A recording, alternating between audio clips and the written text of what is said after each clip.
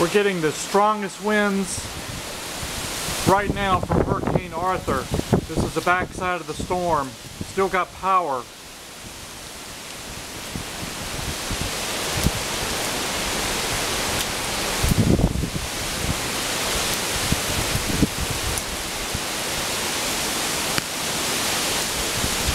We've got debris everywhere in the yard, it looks like.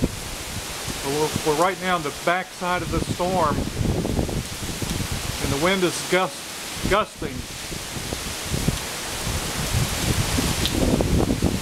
Say we got about 20 minutes left, and it'll pass.